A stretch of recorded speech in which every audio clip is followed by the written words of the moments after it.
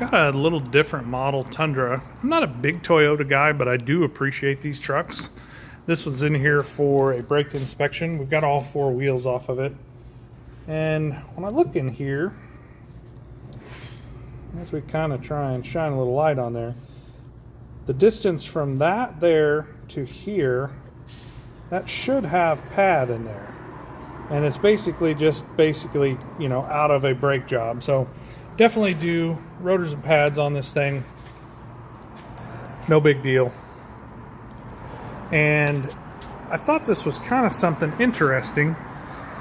I saw this badging on here and the VIN decoded it as this 1794 edition Tundra. This is like the King Ranch setup. We're doing a cabin air filter, but man, this is a beautiful truck.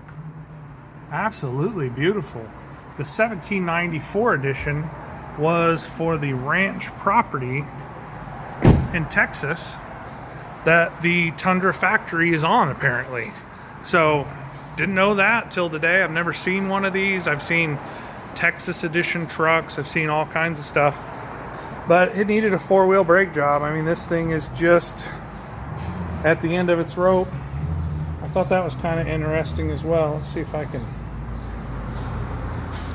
get that, shine a little light on that. But it just peeled the brake pad up. A little bit of damage to the hardware. We're going to replace all that.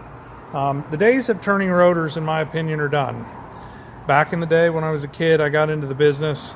You could machine rotors, and there was still plenty of meat left on them that sometimes you get 2 or 3 turns out of them.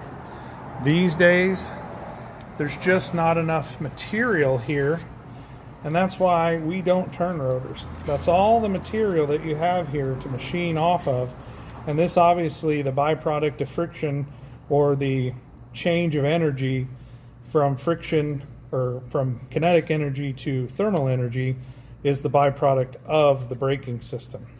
And so that's just not going to hack it to where you machine those down any thinner than they are right out of the box. I have turned as many, if not more, rotors than probably anybody out there watching.